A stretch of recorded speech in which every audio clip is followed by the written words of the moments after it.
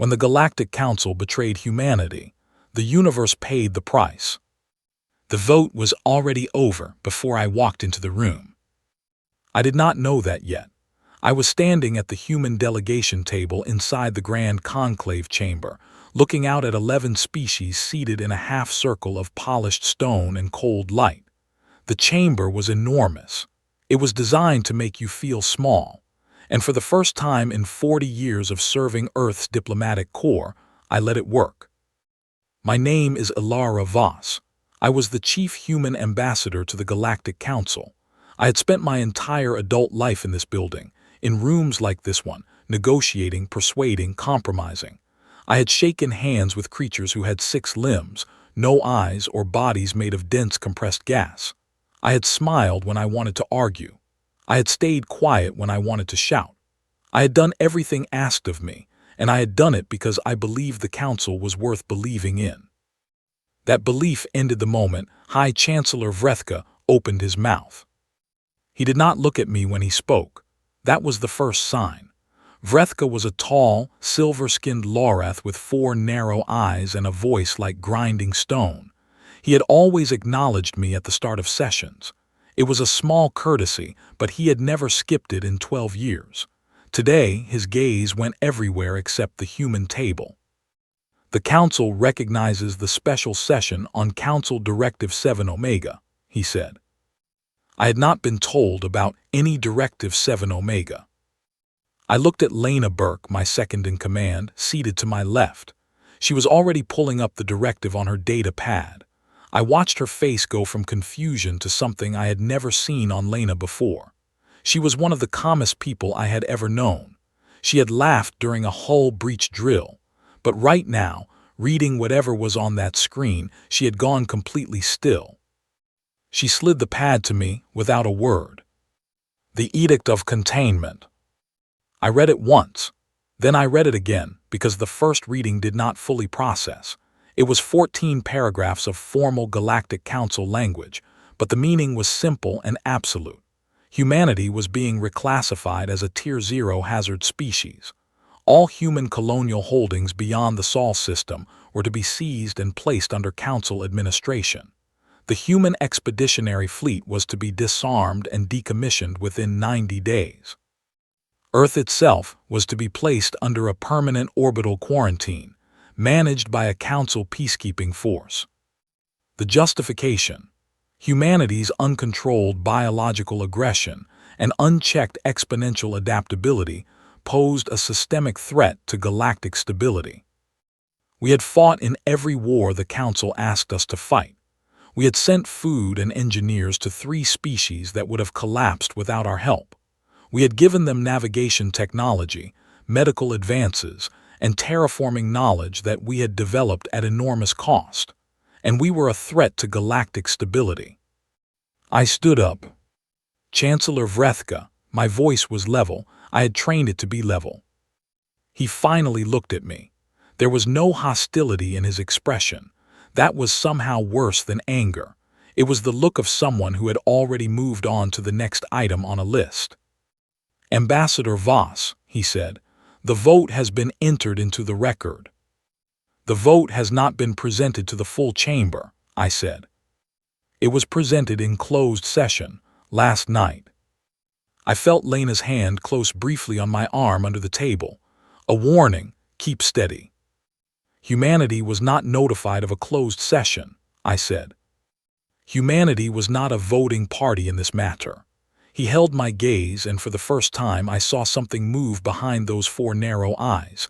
Not guilt, not regret, certainty. The motion passed 11-0. 11 species, 11 votes, not 1 dissent.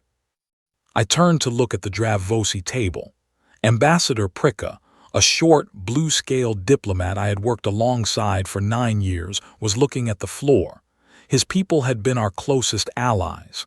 I had personally negotiated the trade agreement that kept his home planet fed through 3 consecutive drought years. He did not meet my eyes. He had abstained. The word that came to my mind was not anger. It was clarity. This had been planned for a long time. The closed session, the pre-submitted vote, the complete silence from our one ally. None of this was improvised. This was a trap built while we sat at their table and trusted them. While we sent our soldiers to die in their wars and our engineers to rebuild their worlds, they had been writing the paperwork to put us in a box. I gathered my documents from the table. I took my time doing it. I refused to move quickly. I refused to give anyone in that room the satisfaction of watching a human scramble. "This is not a legal directive," I said, loud enough for the recording systems to catch every word. "It violates 7 articles of the Council's own founding charter. Humanity does not recognize it, does not accept it, and will not comply with it." I looked directly at Vrethka. "And when this is over, Chancellor, I want you to remember something. You had a choice today. You chose this." I walked toward the chamber exit. 2 council security officers stepped in front of the doors. They were large Velhari, built like walls, with full armor and neural disruptors on their belts. I stopped.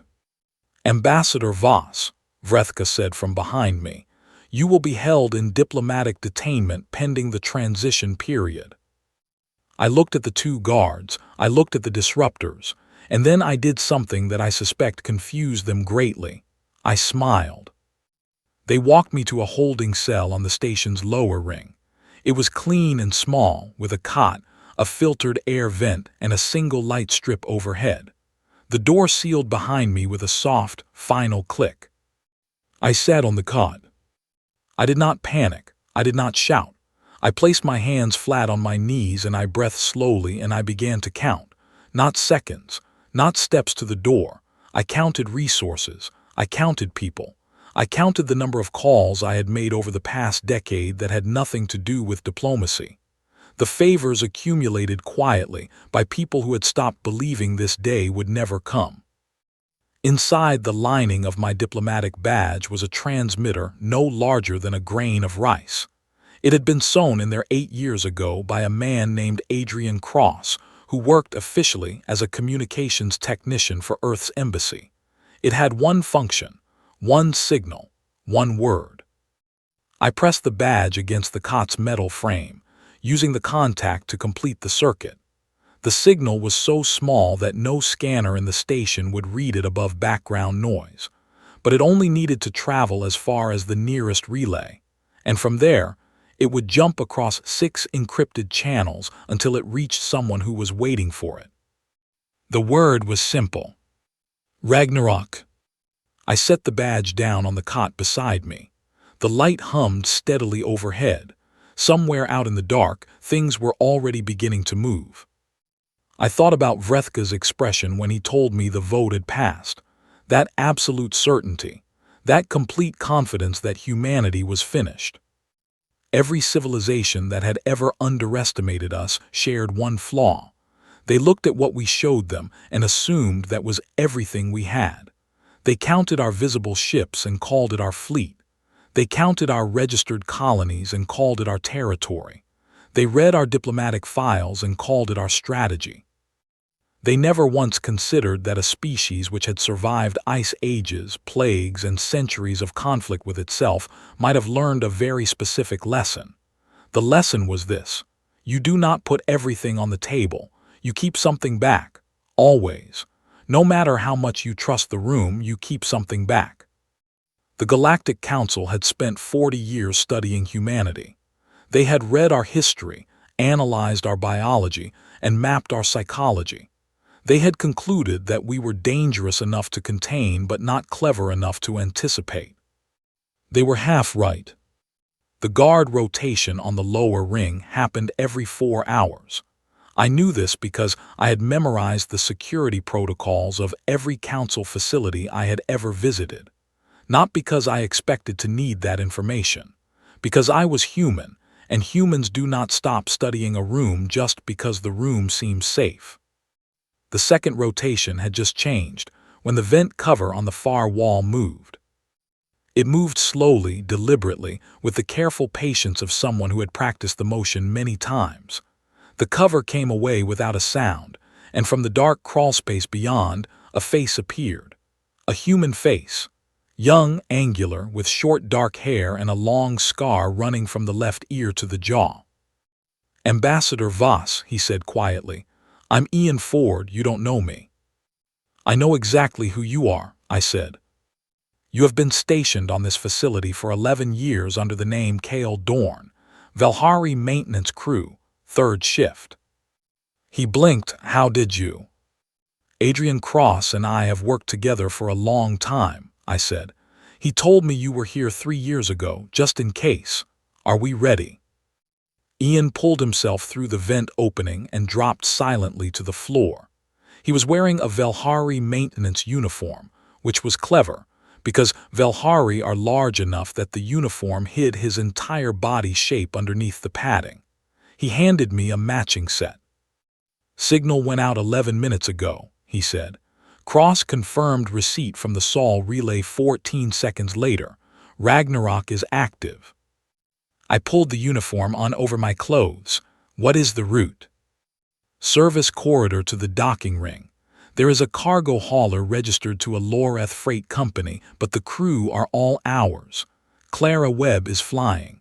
She has been docked here for 6 days waiting." Clara Webb was one of the best pilots I had ever seen operate in confined space.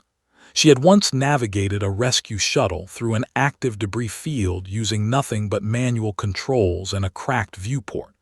If she was waiting, we were going to be fine. Ian led me through the vent system with the quiet confidence of someone who had memorized every turn. We did not speak. We moved through the station's mechanical underside, past heat exchangers and coolant pipes and the constant low vibration of the station's artificial gravity systems. We made it to the docking ring in 22 minutes. Clara was in the cockpit of a battered-looking cargo hauler that had no markings worth reading. She gave me a single nod as I came aboard, and before Ian had sealed the rear hatch, the ship was already running undock sequence. "We have about 8 minutes before they notice you're gone," Clara said. 14 before they lock the departure lanes." "How long to the relay point?" 6 minutes at full burn." "Then burn." She burned. We cleared the station's docking arms, and Clara pushed the engines to a level that made the hull creak. The conclave station fell behind us, and I watched it through the cockpit glass until it was just another light among lights. I spent those 6 minutes at the communication console. I had messages to send, and not much time to send them. The first message went to Nate Price, Admiral of what the official records called the 2nd Expeditionary Reserve, and what I privately called the most important thing humanity had built in 50 years. It contained 2 lines. "Ragnarok is live. Proceed to Phase 1. The second message went to a private address that had never been registered on any council network. It went to a woman named Asara, a Dravosi admiral who had been officially retired for 4 years after a very public disagreement with her government's foreign policy. She had contacted me 2 years ago through a series of steps, so indirect that by the time her message reached me, it had passed through 7 different channels and 3 dead drops. She had said one thing: "If the day ever comes, I have 40 ships and I am ready to use them." My message to Asara was one word: "Now." We hit the relay point. Clara made the jump. The stars stretched and snapped, and we came out on the other side of council space in a location that did not exist on any official chart. And there it was. I had helped build it over the course of 15 years, and I had never seen it from the outside before. The base was embedded inside a dark asteroid cluster, invisible to standard sensors, powered by a cold fusion grid that produced almost no heat signature. It was ugly and practical and enormous, and hanging in the dark around it, arranged in quiet, patient rows, were the ships. Not dozens, not even hundreds. 340 warships, 120 support vessels, 60 specialized assault platforms, and a carrier the size of a small moon that we had been building in sections for 8 years, and had only finished assembling 11 months ago. Every ship was crewed, fueled, and armed. Every crew member had volunteered by signing a document that removed them from the official census. They had done it knowing they might never return to normal life. They had done it anyway. This was Project Ragnarok. This was what 30 years of quiet preparation looked like. I had stood in front of 3 different Earth Councils and 3 different defense committees and made the same argument each time. We should trust the Galactic Council, yes. We should pursue peace, absolutely. And we should also prepare for the day they betray us, because history, both human and galactic, showed one consistent pattern. Power concentrates, and concentrated power eventually turns on whoever it considers a threat. 3 committees had told me I was being paranoid. The 4th had given me a black budget line and looked the other way. I walked through the carrier's main corridor to the command center, and the crew I passed stood straighter without being told to. They had been waiting. They were ready. And they were determined in the contained, purposeful way that humans get determined when they have been patient for a long time and have finally run out of patience. Nate Price met me at the command center door. He was a tall, lean man in his late 50s with gray at his temples and a handshake that could crack stone. He had been my first commanding officer when I was 23 years old, and he had been 40. He had taught me that the difference between a threat and a promise was follow-through. Every blockade ship within range of the outer colonies, I asked before he could speak. Navigation systems locked on all 12, he said. Remote lock engaged 40 minutes ago. They cannot move, fire, or communicate on standard channels. Casualties? None. The lock is clean. They are just sitting there. I breathed out once. That mattered. We were not starting this by harming people who were following orders. What is the status of the colonies themselves? His expression shifted, just slightly, just enough. 9 colonies are secure. We had operatives on the ground who moved fast. He paused. 3 colonies in the outer belt were hit before the lock engaged. Council advance units. We lost contact. 3 colonies. The number settled into me like weight. How many people? We are still counting. He said it quietly. We think around 4 million. I stood with that for a moment. I let it be real. I did not push it aside or reduce it to a tactical variable. 4 million people who had been living their lives on worlds they had built with their own hands. They had not been soldiers. They had not been part of any plan. They had just been human. I made a decision in that moment that I kept for the rest of everything that followed. I would carry those 4 million names as weight, not as fuel. I would not use them to justify cruelty. I would use them to make sure it never happened again. Phase 2, I said. Nate nodded and turned to the command console. Phase 2 was the part that would get complicated. 3 days before the conclave session, I had sent a message to every personal contact I had cultivated over 40 years of diplomacy. Not ambassadors, not government officials, individuals. A Silhari engineer who had spent 6 months on an Earth station and gone home saying that humans were the strangest and most generous people he had ever met. A Loreth medical researcher whose daughter had been treated at a human hospital when their own facilities could not help her. A Dravvosi historian who had dedicated her career to documenting the Council's hidden record of species suppression. People who owed nothing to the Council and something to us. Those people were now moving. They were sharing documents, making transmissions, and doing something far more dangerous and far more effective than anything my fleet could do. They were talking. I had been in enough political rooms to understand one truth about power. You cannot stop an idea. You can suppress it, delay it, complicate it, but once it reaches enough ears, it becomes structural. It changes the way people think, and when enough people change the way they think at the same time, governments collapse without a single weapon being fired. We were not there yet, but we were moving toward it. A transmission came in on the private channel. I had messaged 2 hours earlier. Asera. Her image appeared on the screen. She was older than the last photograph I had seen of her, with silver streaks in her dark blue scales and a steadiness in her expression that comes from years of hard decisions. She did not give a long speech. "I have 43 ships," she said. "My crew knows the risk. We are with you. Tell me where to go." I told her. Then I walked to the observation window at the end of the command center and looked out at the fleet assembled in the dark. 340 warships, 43 Dravosi vessels moving to join them, 12 Council blockade ships sitting frozen in space. The Council had built their entire strategy on the assumption that humanity was exactly what it appeared to be. That was always going to be their most expensive mistake. The Council's Grand Armada left Conclave Central 6 days after the vote.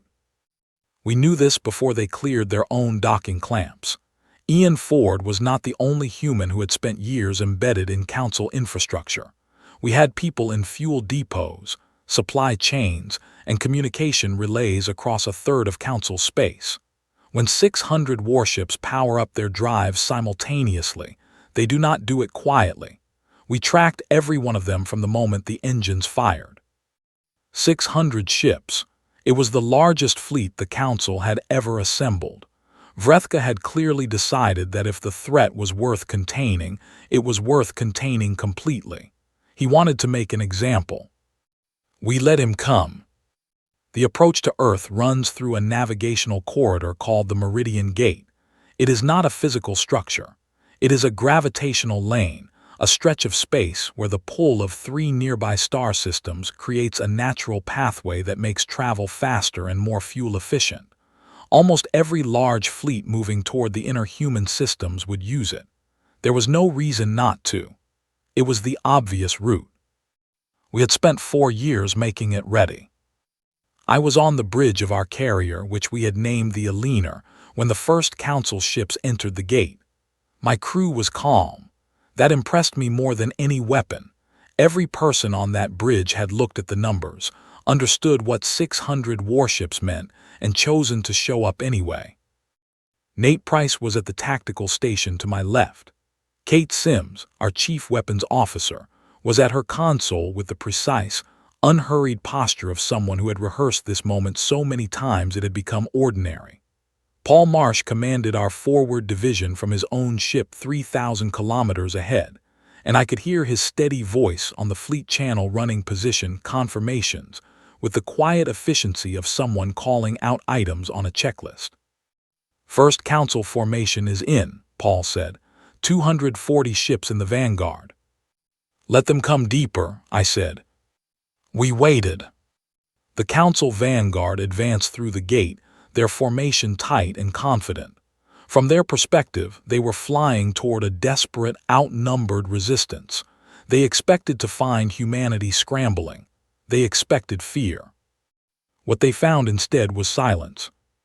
The debris field at the center of the Meridian Gate was not natural. It looked natural. It had been arranged over the course of 18 months, using remote drone teams, to mirror the exact profile of the natural debris that had always existed in that corridor. Buried inside that debris, at intervals calculated to the meter, were gravity-anchored devices, not explosive devices. These created a localized gravity pulse on activation, strong enough to lock a ship's drive output into a feedback loop that took 8 to 12 minutes to manually reset. They did not destroy. They stopped. 57 Council ships were caught in the first pass. They did not explode. They simply stopped moving, dead in the corridor, their engines spinning uselessly against their own feedback. The Council vanguard had never seen this technology before. The tactical response was exactly what we had predicted. Confusion first, then a pullback order, which caused the rear formations to compress forward against the ships that were now stationary. The corridor, which was efficient for orderly movement, became a serious problem for chaotic movement. Into that confusion, we sent the drones. 3,000 autonomous drone units, each one a fraction of the size of a fighter, had been sitting cold and dark inside the debris field for weeks. They came alive simultaneously and launched outward in expanding arcs. Each drone carried a sensor profile that mimicked a full-sized warship. To the Council fleet's tactical systems, 3,000 ships had just appeared from nowhere. The Council fleet did what any disciplined military force does when facing overwhelming numbers. It tried to reform. It tried to find a defensible position. It tried to identify which contacts were real. While it tried, Paul Marsh led our actual forward division in from the flank. Our ships did not attack the Council fleet. They flew directly toward the Council flagships, targeting the external communication arrays, not to destroy them, to attach relay transmitters. This was the piece of the plan I was most proud of, and also the most demanding. 14 of our assault crews flew directly into a 600-ship armada and got close enough to physically attach hardware to enemy vessels. 6 of those crews did not make it back. I knew their names. I had shaken each of their hands before they launched. But the relay transmitters worked. Within 20 minutes of the engagement beginning, we had access to the internal communication channels of every Council flagship, not to listen, to broadcast. I pressed the transmission key myself. What the Council fleet heard through their internal systems was not a threat. It was not a demand for surrender. It was voices. Hundreds of voices. Colonists from the outer belt, recorded in the hours after the advance units arrived at their settlements.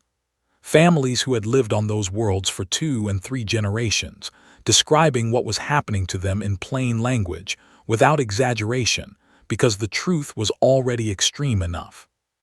Children's voices, old voices, the voices of people who had built something from nothing and were watching it being taken. I had chosen this specifically, not because I wanted the Council fleet to feel guilty. I chose it because I wanted the individual soldiers listening to understand what they were part of, not an abstract strategic directive, not a distant political decision. This is what that decision looks like when it arrives at someone's front door. The fleet channel went quiet in a way that military channels never go quiet unless something unexpected is happening. Then the first stand-down request came in. A Silhari destroyer, Commander Designation 479, requested permission to disengage from the Council order. 20 seconds later, a second ship, then a third. In 11 minutes, 31 ships from 3 different species contingents had formally requested to stand down. The Council Vanguard Admiral, a Velhari named Commander Roan, ordered all units to resume forward posture and treat ships that disengaged as non-allied. Roan was not a cruel officer from what I knew of his record.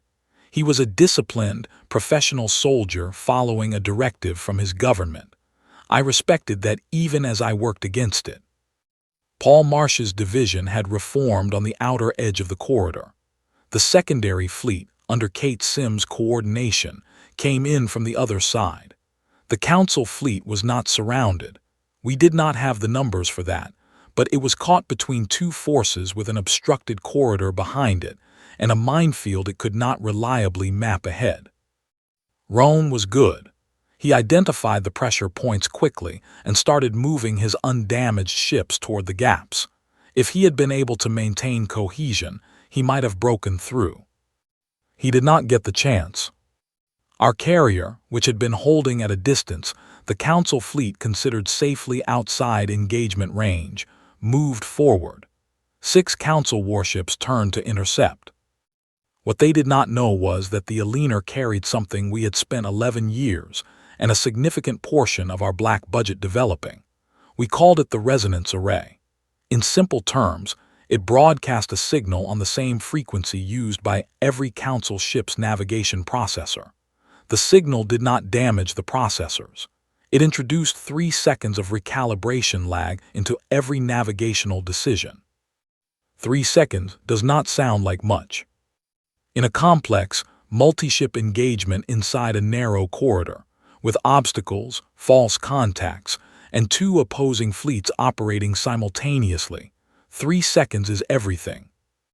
The Council fleet lost formation. Ships that should have moved right moved late. Flanking maneuvers arrived out of sync. The coordinated pressure Roan was trying to build collapsed into individual ships making individual decisions without a working collective strategy to follow. We did not destroy those ships. We had been clear about this in every tactical discussion before the engagement. We were not there to end the lives of soldiers who had been told humanity was the enemy.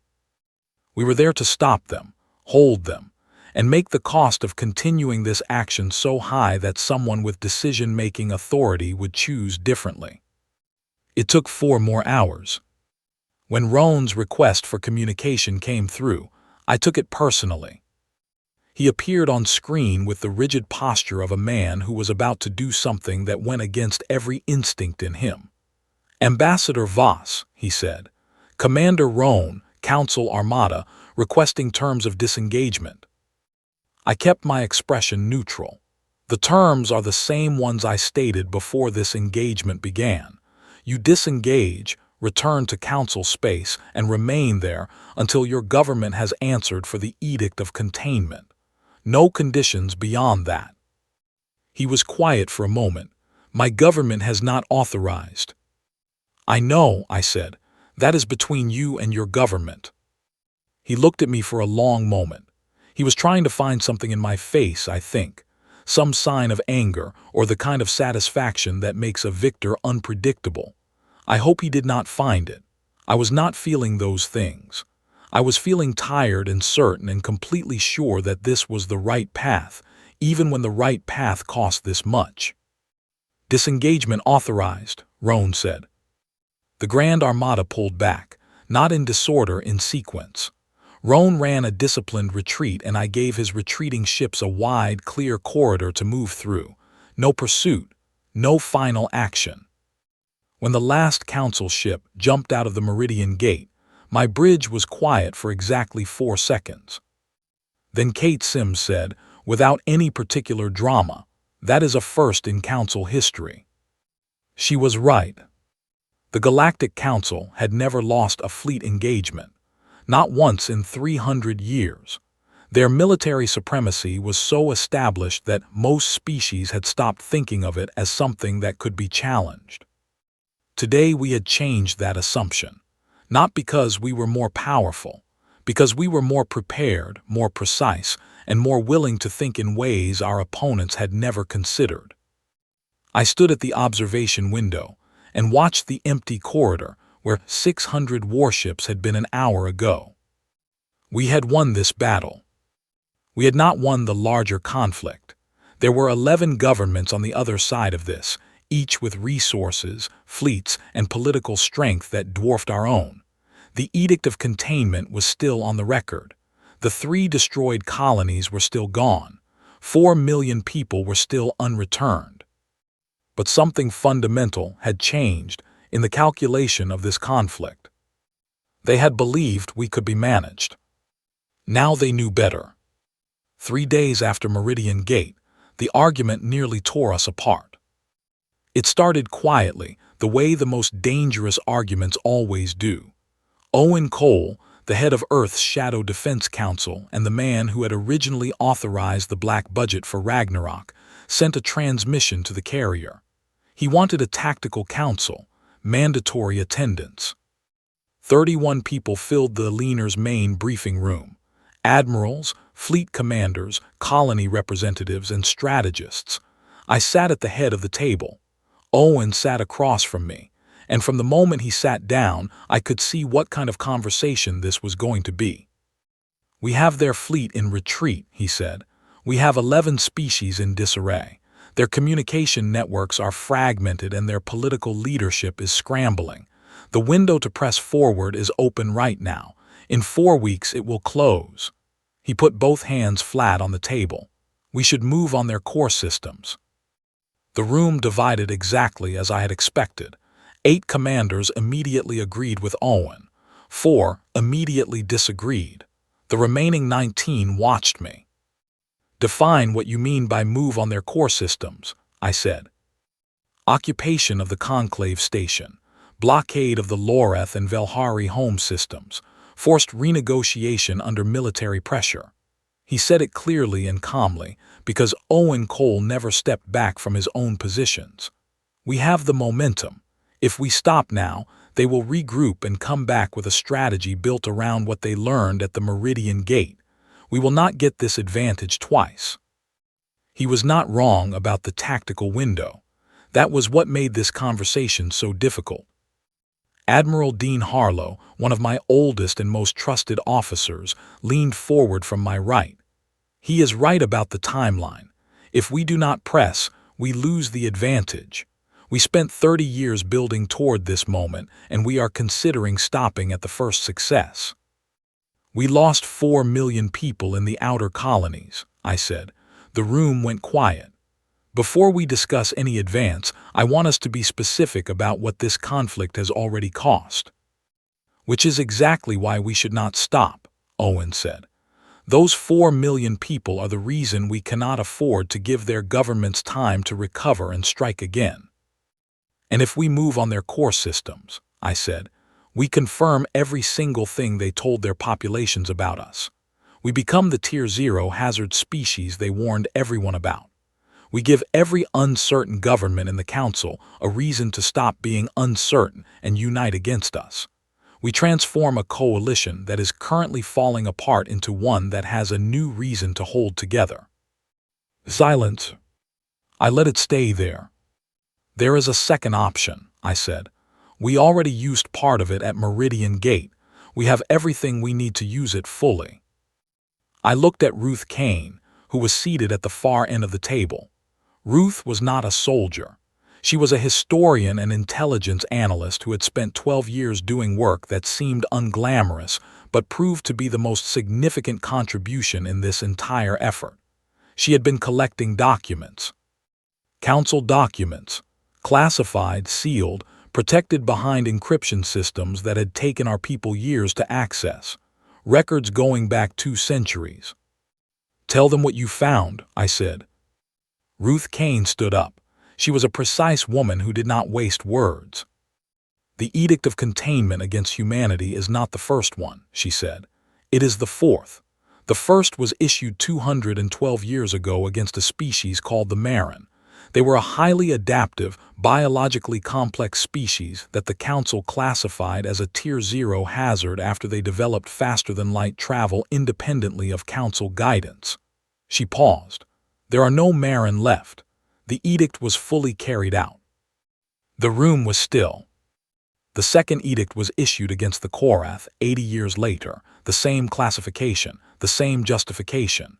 The Korath had 3 inhabited worlds. Their last recorded population was 11 individuals 60 years ago. Their current population is 0. She looked around the room. The third edict was issued 30 years ago against the Felhari. Most of you have never heard of them. That is the point. They were a species of 800 million across 2 systems. The official council record describes their extinction as the result of a natural pandemic.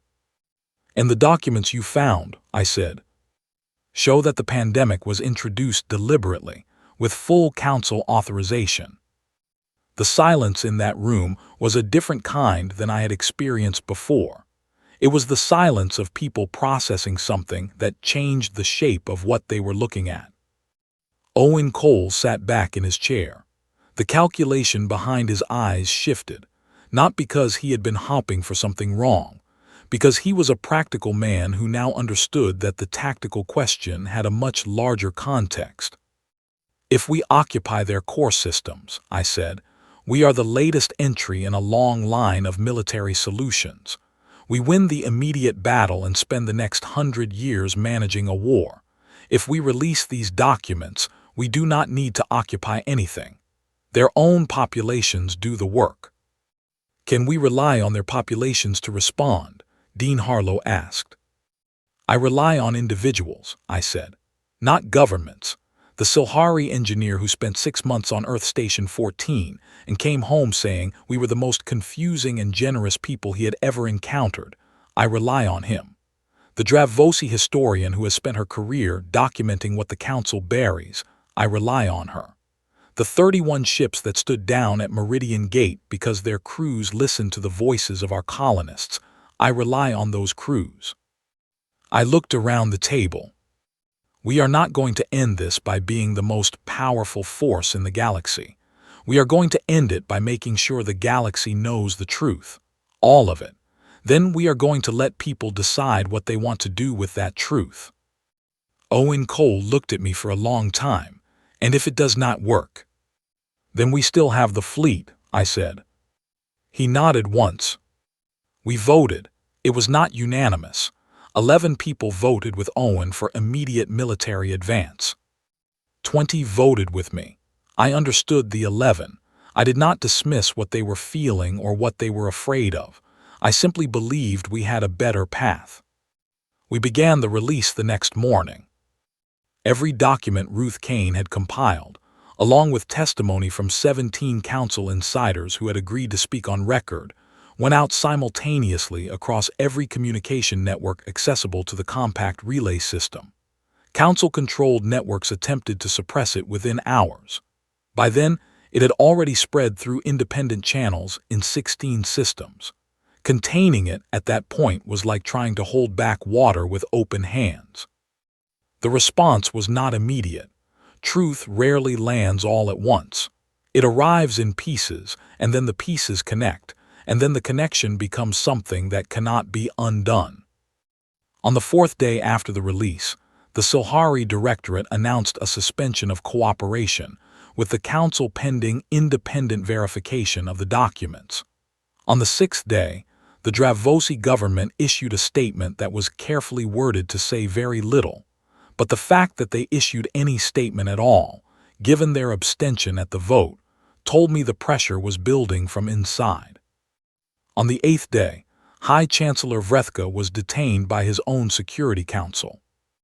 I heard this from Ian Ford, who had been monitoring Council internal communications from a relay station on the edge of the system. He sent the report in flat, factual language, the way he always communicated. Vrethka detained at Conclave Central by Loreth Security Directorate. Official charge listed as abuse of executive authority. I read it twice. Then I sent a message to Nate Price. Hold all fleet movement, no advances, no positioning changes, let it breathe. On the 10th day, the Silhari delegation sent a formal communication to our fleet's address.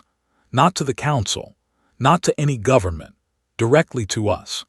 They stated that the Silhari Directorate was prepared to recognize humanity's right to full self-governance and requested human arbitration oversight for the edict review process. They were asking us to supervise their own legal proceedings.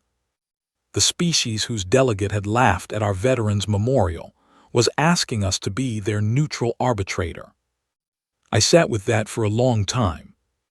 On the 12th day, a transmission came in on the channel I had reserved for one specific contact, the Loreth Governing Assembly, not Vrethka, who was no longer in a position to communicate with anyone. His successor, a young council diplomat named Aura Vale, who had apparently spent the last 2 weeks doing a great deal of reading. Ambassador Voss, she said. She had a careful, precise way of speaking, as if she were constructing something fragile. I want to be honest with you. The documents your people released have created a situation that cannot be managed by anyone in the current council structure. Several member governments are formally withdrawing. Others are demanding complete reform.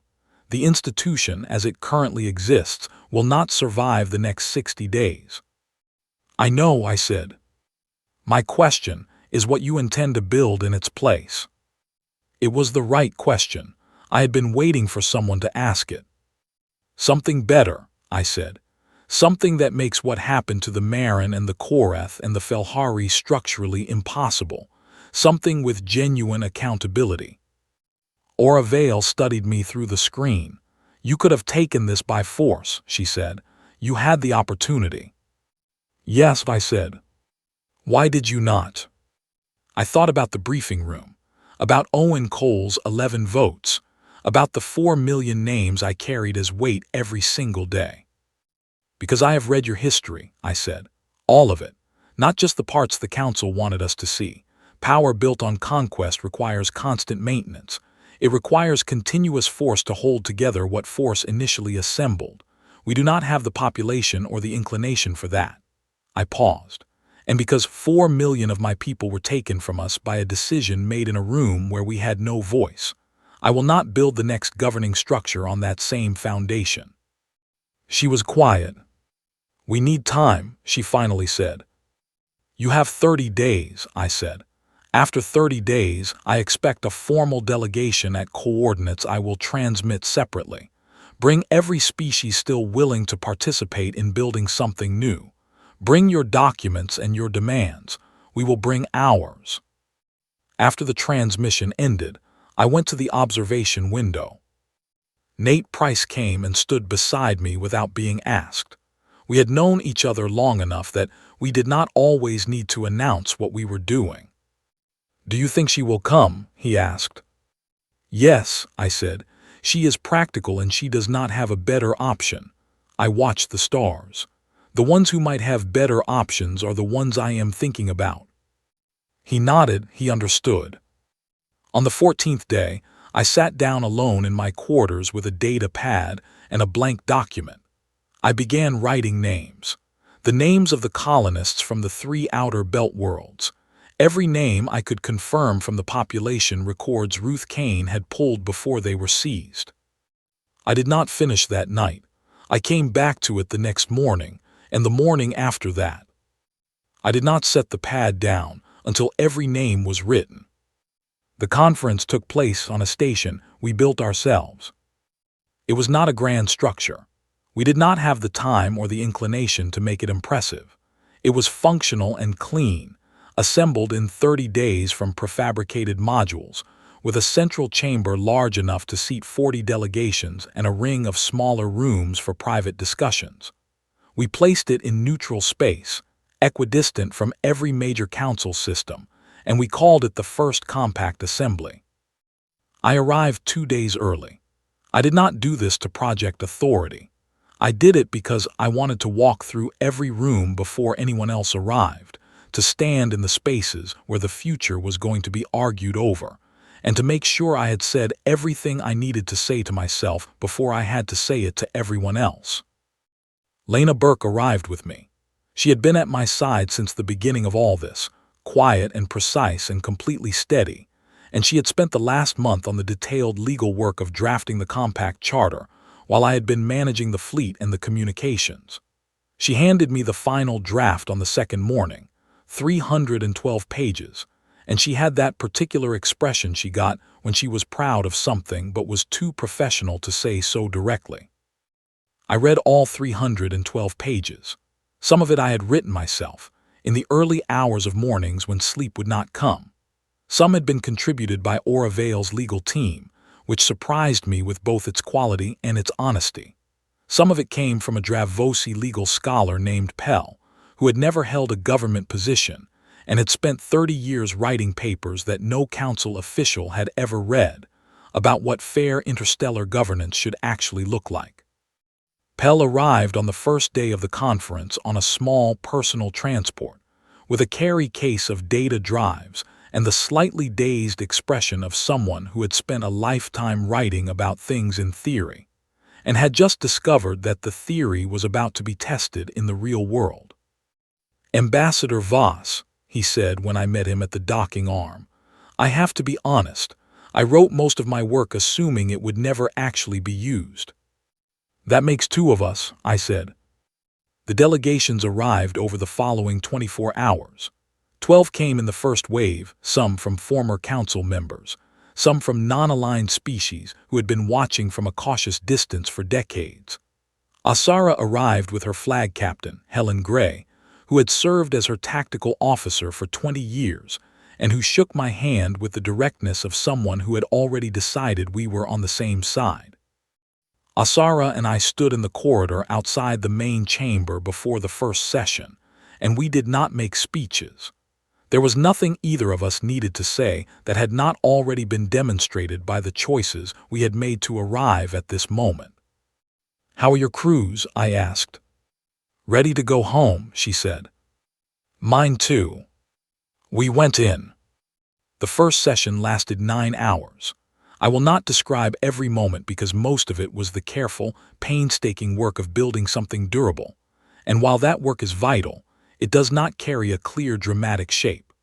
What I will say is that the most significant moment came 4 hours in, when the Loreth delegation submitted a formal admission of the Council's historical crimes against the Marin, the Korath, and the Felhari as a document for the official record. The chamber went quiet when Oravale read it aloud. I looked at Ruth Kane, who was seated at the back of the room as an observer. She had spent 12 years collecting evidence that she had not known would ever be formally acknowledged.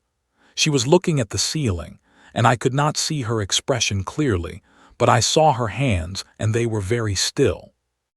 The admission became Article 1 of the Compact Charter, not buried in a subsection, not softened with diplomatic language.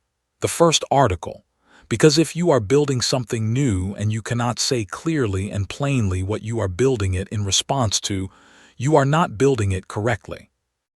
Article 2 was the rotating leadership provision. No permanent seats. No species that controlled the agenda by default. Leadership positions rotated on a merit-based selection cycle, with an independent review board drawn from non-governmental representatives. This was the provision that caused the most debate, specifically from 4 delegations who had held permanent seats in the old council, and were finding it very difficult to imagine a structure that did not place them at its center. I let them argue for 3 hours. Then I said simply, the permanent seat structure is what made the Edict of Containment possible. If you want permanent seats in this compact, you are building a structure that will eventually produce another edict. If you can explain to me why the benefit outweighs that risk, I am listening. None of them could. Permanent seats did not make it into the Charter. Article 3 established the Species Rights Tribunal, an independent judicial body with genuine enforcement authority, staffed by a rotating panel of legal scholars from 12 different species, with the explicit power to investigate any compact government and override any directive that violated the basic rights provisions of the Charter. It was the article Pell had been working toward his entire career, and when it passed by consensus, he sat quietly for a long time and then said something in his own language that Helen Gray translated for me as, "Finally." The conference ran for 11 days. On the last day, before the final vote on charter adoption, I asked for the floor. I had not prepared a speech.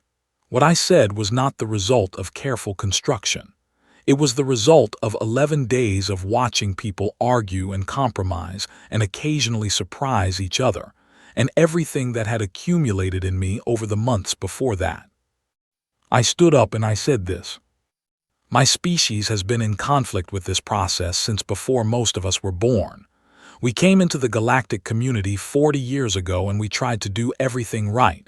We contributed, we helped, we built, we trusted, and we were betrayed in a room much like this one by people who were afraid of what we might become. I want to be honest about something. We were not perfect in how we responded. I made choices in the past months that I will examine for the rest of my life. We lost 4 million people whose names I carry with me every day, and nothing built here will bring them back or make that weight any lighter. This compact is not a happy ending. It is a beginning that we arrived at after enormous cost. But here is what I know. Every species in this room chose to come here instead of continuing a conflict that none of us could afford. Every one of you made the decision that the cost of cooperation was lower than the cost of continued confrontation. That is not trust. Not yet. Trust is built over years of kept promises and honest decisions made in good faith. What we have right now is something less certain and more meaningful than trust. We have a shared decision to try. I sat down. The Interstellar Compact Charter was adopted by consensus vote 40 minutes later.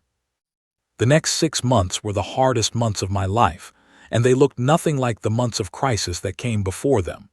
They looked like meetings, long meetings, document drafting, jurisdictional discussions, questions about enforcement mechanisms that had no clean answers, species who had agreed to the charter in principle and were discovering in practice that some provisions required them to change things they did not want to change. Nate Price took over fleet command permanently.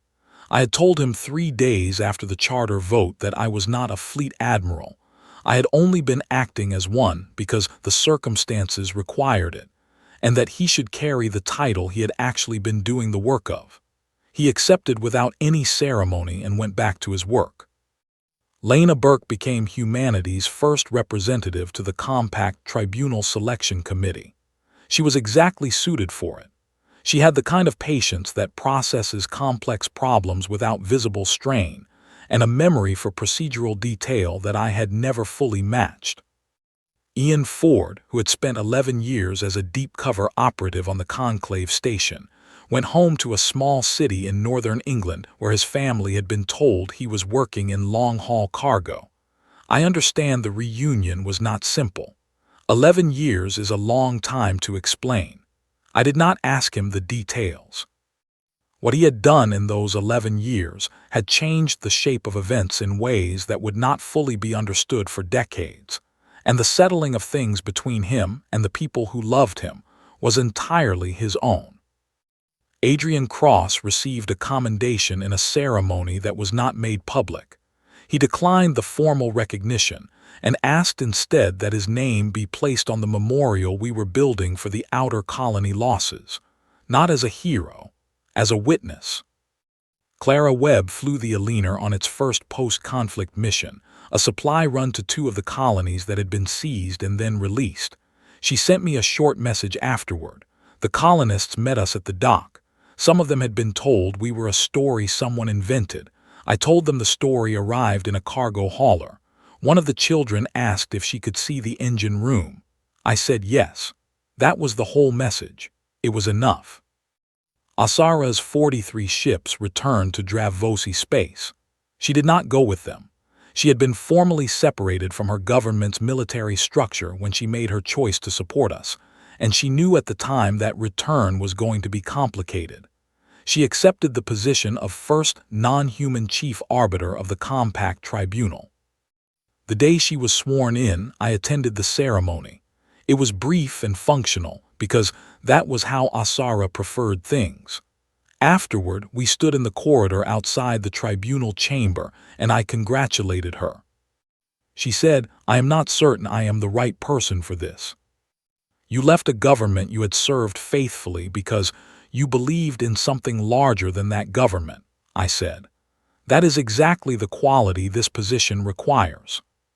She looked at me for a moment. I hope you are right. So do I.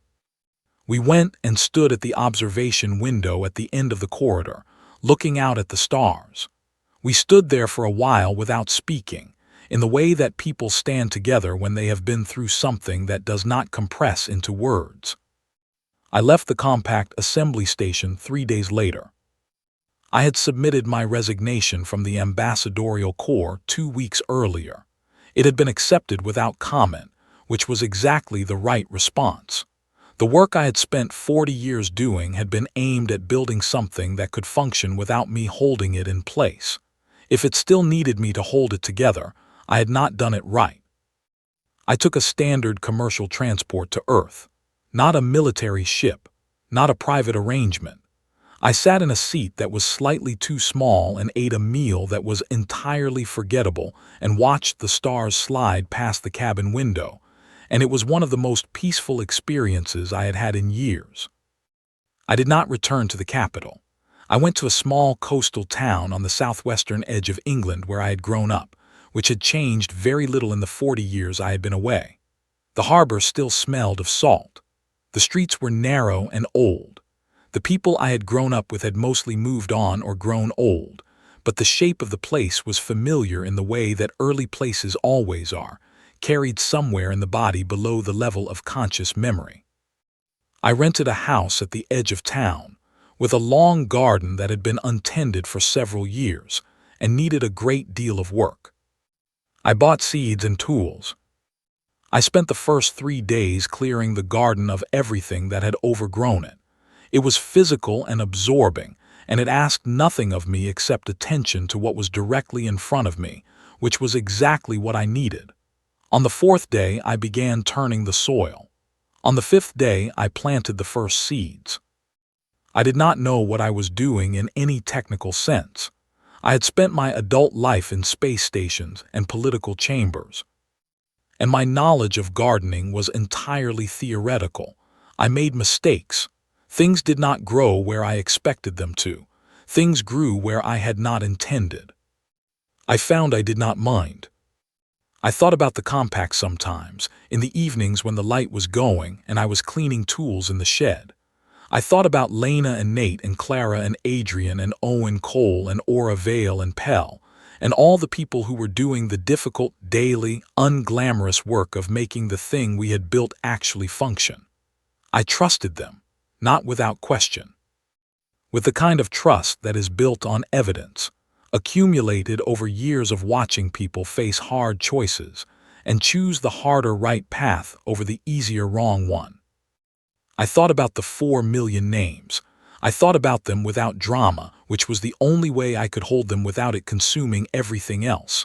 I thought about them as individuals, as people who had woken up on an ordinary morning and made their breakfast and done their work and been fully present in their lives. I held them as weight, not as fire. That was all I could do.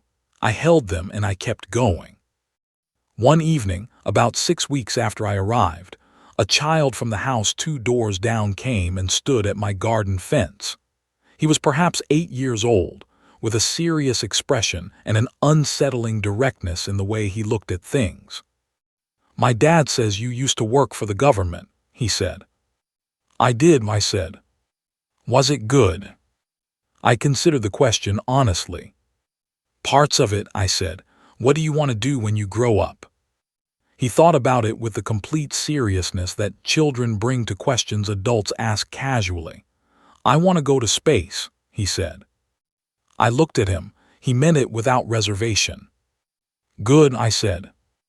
And I meant that without reservation too. They called us a hazard species, a Tier 0 threat. They looked at our history and saw something ungovernable, something that spread and adapted and refused to be contained, and they concluded that the safest response was to close the box before we grew too large for it. They were right that we are all of those things. We are determined. We are persistent. We remember injuries for a very long time and we plan for the worst even when we hope for the best. But they made their calculation looking only at our worst moments, and they never looked carefully enough at what we do in the spaces between those moments. They did not look at the gardens we plant in broken soil. They did not look at the people who spend 11 years in the dark doing quiet work for a future they may never personally see. They did not look at the children who stand at fences and say they want to go to space with complete and total certainty, as if the universe is simply waiting for them to arrive. We are the species that has stood at the edge of collapse more than once and come back to build something from what was left. We are the species that constructs the institutions we wish had existed before we needed them. We are the species that forgives slowly, argues constantly, and refuses to stop trying. The Galactic Council looked at all of that and saw a problem to be managed. The universe, I believe, is beginning to understand that what they were looking at was something else entirely. We are not a hazard. We are a beginning.